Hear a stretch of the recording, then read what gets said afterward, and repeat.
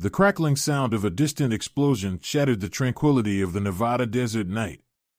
Dr. Henry Caldwell, a retired astronaut with a penchant for solitude, jerked awake in his recliner. Outside, the night was eerily silent, except for the faint echo of what sounded like a sonic boom. Henry squinted at the horizon through his cabin window, spotting a faint glow in the hills that wasn't there earlier. Not another military test, he muttered to himself, grabbing his flashlight and coat. Living in the shadow of Area 51 had its share of oddities, but this was different.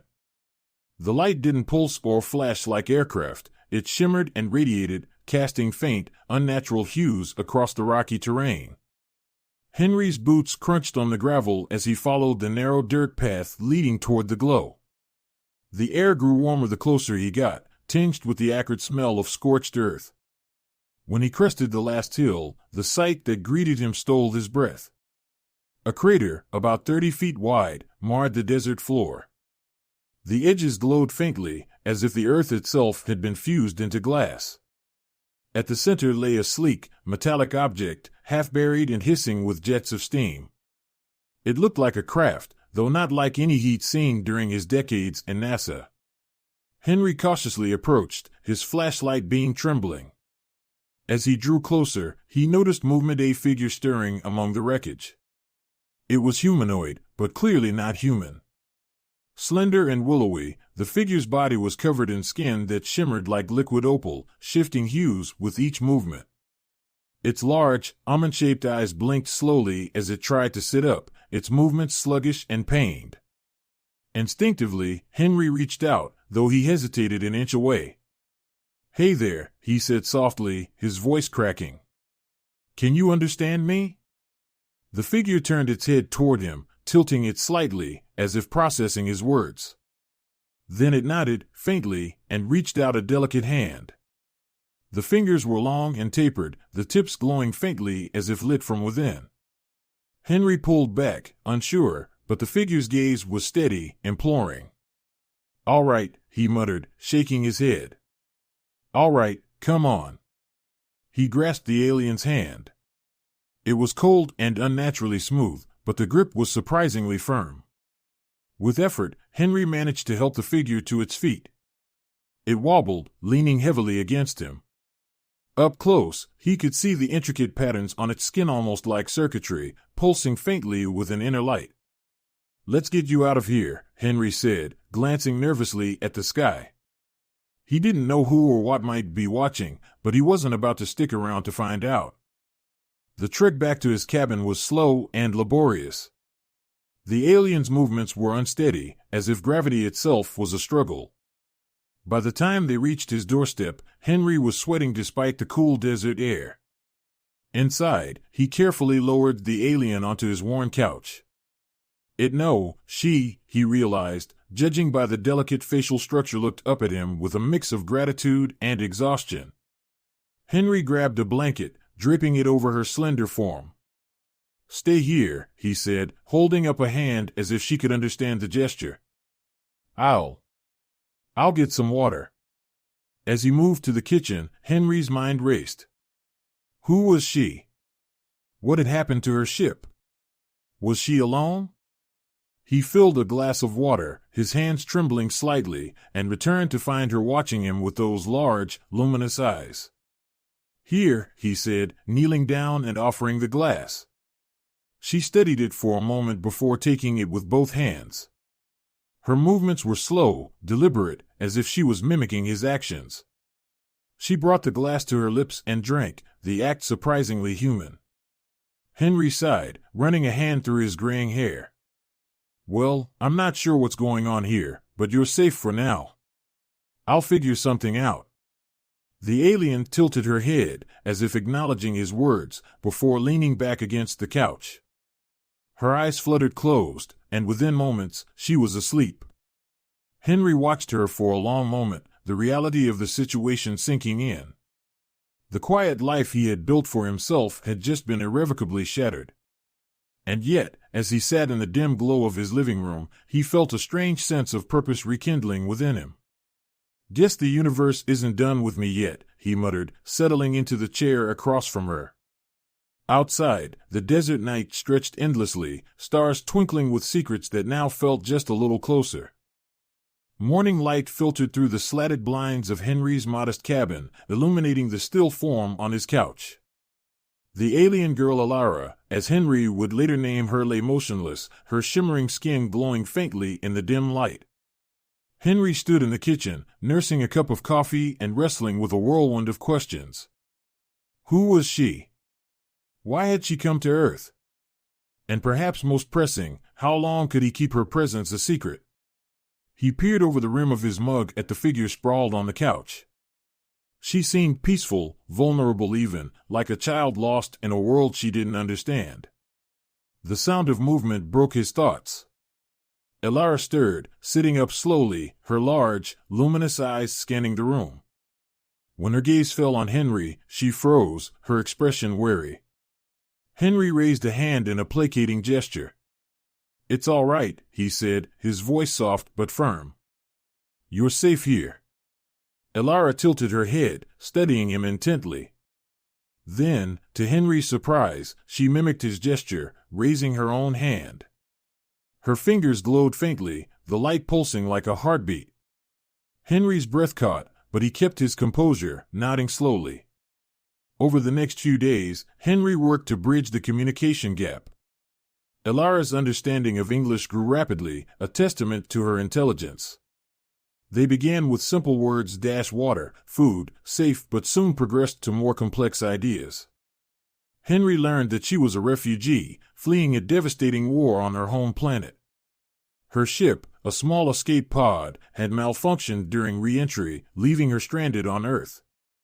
"I cannot go back," she said one evening, her voice melodic but tinged with sadness. "My people are scattered. I do not know if they live." Henry felt a pang of sympathy. He'd spent years looking up at the stars, dreaming of what lay beyond, never considering the possibility of someone looking back with fear and longing. Life settled into a strange rhythm.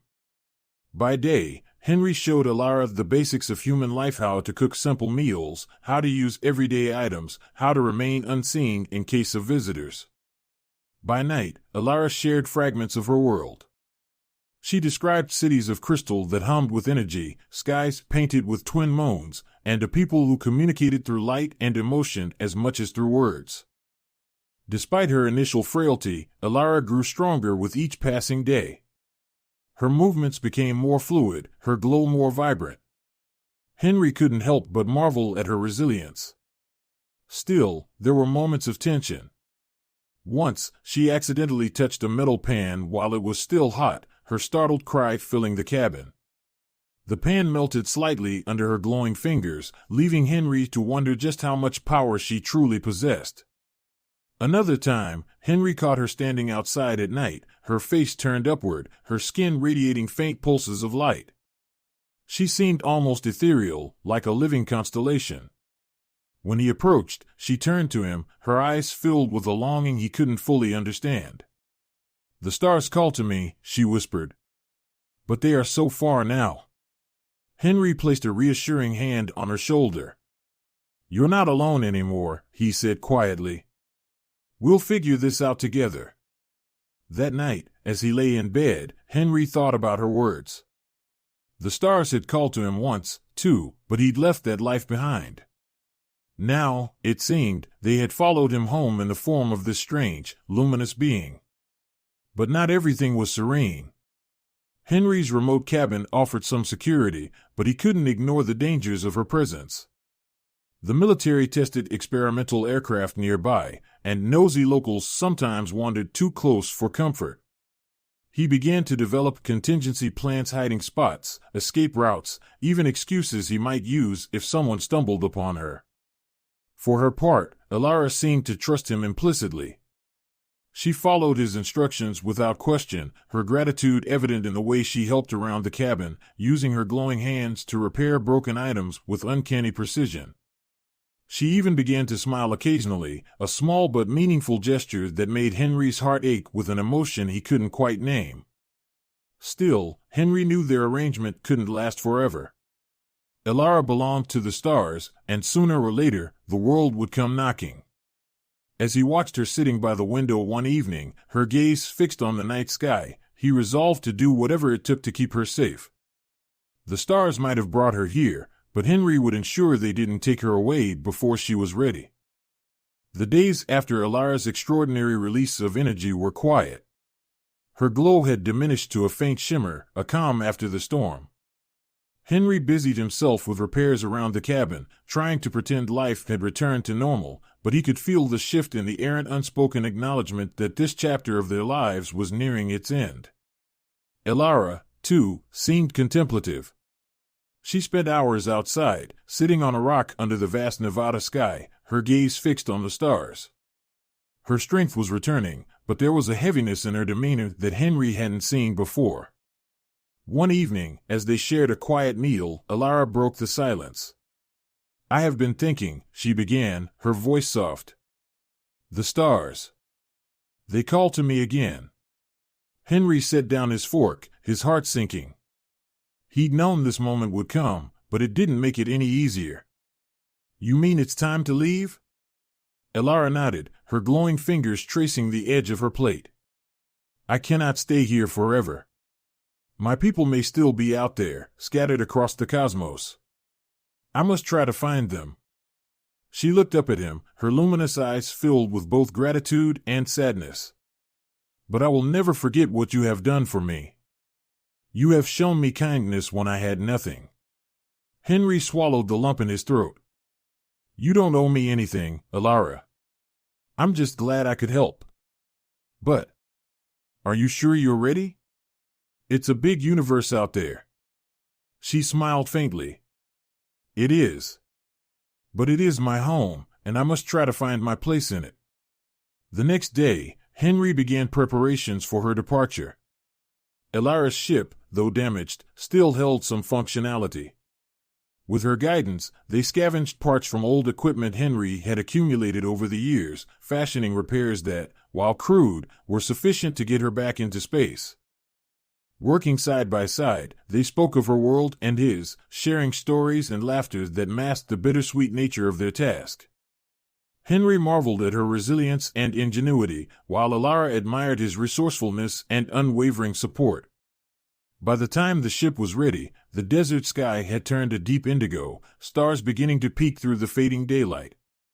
The craft's sleek frame stood in stark contrast to the rugged terrain, a reminder of the alien world from which Alara had come. "It is time," Alara said, her voice steady but tinged with emotion. She turned to Henry, her hands glowing faintly as she held them out to him. "Thank you, Henry. For everything." Henry took her hands, the glow warm against his skin. "Take care of yourself out there. And if you ever, I don't know, need anything, I'll be here. Just don't crash into my backyard again," he added with a chuckle. Alara laughed, a sound like wind chimes, and nodded. "I will try to avoid it." As the ship's engines roared to life, Henry stepped back, shielding his eyes from the blinding light. The ground trembled slightly, and the air was filled with a low hum that resonated in his chest. Alara waved one last time before the ship lifted off, ascending rapidly into the darkening sky. Henry watched until the craft was nothing more than a distant point of light, merging with the stars. A profound silence fell over the desert, broken only by the whisper of the wind. He stood there for a long moment, his hands in his pockets, his heart both heavy and full. As he turned to head back to the cabin, he noticed something glinting in the moonlight. On the rock where Alara often sat was a small, shimmering scale, no larger than a coin. He picked it up, the iridescent surface catching the light in a way that reminded him of her. Henry smiled, slipping the scale into his pocket. The stars had taken her back, but they'd left him a piece of her to hold onto. And as he looked up at the vast, glittering expanse above, he felt not sadness, but hope. Somewhere out there, Alara was finding her way, and in his heart, he knew their paths had crossed for a reason. The quiet life he'd known would resume, but it would never be the same. The universe was a little closer now, and so was the wonder it held. Henry's cabin had always been a sanctuary of predictability. Each creak of its wooden floorboards and each whistle of the desert wind through its windows spoke of a life lived in quiet solitude. But with Alara, the stillness had been replaced with something new: curiosity, laughter, and recently worry. It started subtly. Alara's luminous skin began glowing brighter, her opalescent hues shifting faster and more erratically. Her appetite waned, replaced by long hours of staring out at the horizon or pacing restlessly around the cabin. Henry tried not to pry, but concern gnawed at him. "You've been different lately," he said one evening, handing her a cup of tea she barely touched. "Is everything all right?" Alara hesitated, her glowing fingers tracing patterns on the ceramic cup. "I do not know," she said finally. "Something within me feels wrong. Or perhaps, not wrong, but changing." Her words left Henry uneasy. "Do you think it's something to do with your planet? Your biology?" Alara nodded slowly. "On my world, we have cycles. Seasons of renewal, as you might call them. I thought, perhaps being here, away from my people, it would not come." She looked up at him, her luminous eyes filled with something between fear and resignation. "But it is here. I can feel it." Henry frowned, setting his mug down. "What does that mean? Renewal? Is it dangerous?" She hesitated again before answering. "It is not dangerous for me. But it may be for others." Her voice was soft, almost a whisper. Alarm bells went off in Henry's mind. He recalled the melted pan and her growing restlessness. "Alara," he said carefully, "if there's a chance this could hurt someone, we need to prepare. We need to understand it." Alara's glow dimmed slightly, a sign of her unease. "I do not wish to harm you, Henry. You have shown me kindness. I will go, if I must." "Go where?" Henry asked, his voice tinged with frustration. "You can't just wander off into the desert. You're not safe out there, and you know it." Alara's gaze dropped to her hands. "I do not know what to do," she admitted. Neither did Henry. But he wasn't about to abandon her. "We'll figure it out," he said firmly. Together. The following morning, Henry made a phone call. His former colleague, Dr. Amelia Vargas, had spent years studying astrobiology and was one of the few people he trusted with Alara's secret. Over a shaky satellite connection, he described Alara's symptoms as a hypothetical case. "Cycles of renewal?" Amelia said, her voice crackling through the line. "That sounds reproductive. Are you sure this isn't about?" She trailed off, her tone turning awkward. Henry's face turned red. "No. That's not I mean, I don't think so." She said it's more about energy or adaptation. Amelia sighed. "Well, if her biology is anything like Earth's, cycles like that usually mean a need to release built-up energy or prepare for survival. It might be instinctive. Does she show any signs of aggression?" Henry thought of the melted pan and her growing agitation. "Not exactly. But she's been restless. Uneasy." "Then you need to be careful," Amelia said. "If this is instinctive, she might not have full control over it. Keep her calm, monitor her closely, and for God's sake, don't let anyone else find out about this." Henry hung up, his unease deepening. He returned to the cabin to find Alara sitting by the window, her glow brighter than ever. That night, Alara's glow reached a peak. The light emanating from her body filled the room, bathing it in a surreal, shifting radiance. Henry watched from a safe distance, unsure whether to approach. She stood in the center of the room, her head tilted back, her eyes closed. The glow around her pulsed like a heartbeat, casting strange, dancing shadows on the walls. "Alara," Henry called softly. Her eyes opened, locking onto his. It is here, she said, her voice resonating with an otherworldly timbre. I must release it, or it will consume me. Henry nodded, his heart pounding. What do you need? She hesitated, then gestured toward the open desert outside. Space. And time. I do not know what will happen. Without another word, Henry grabbed his coat and led her outside. The desert stretched endlessly around them, bathed in moonlight. Elara stepped away from the cabin, her glow intensifying with each step. When she reached the center of the clearing, she stopped and looked back at him. Stay, she said. Far. Henry obeyed, retreating to the cabin's doorway. He watched as Elara raised her arms to the sky. The glow around her exploded outward in a cascade of light, illuminating the desert as if it were midday. The ground trembled, and a low, resonant hum filled the air. Henry shielded his eyes, his jaw slack with awe and fear. When the light finally subsided, Elara was on her knees, her glow dimmed to a faint shimmer. Henry ran to her, kneeling at her side. Are you all right? He asked, his voice tight with worry. She looked up at him, her expression weary but peaceful. It is done, she said simply. For now. Henry helped her to her feet, his mind racing with questions. But for now, he was just relieved she was safe. As they made their way back to the cabin, he couldn't shake the feeling that this was only the beginning of something far larger than either of them could imagine.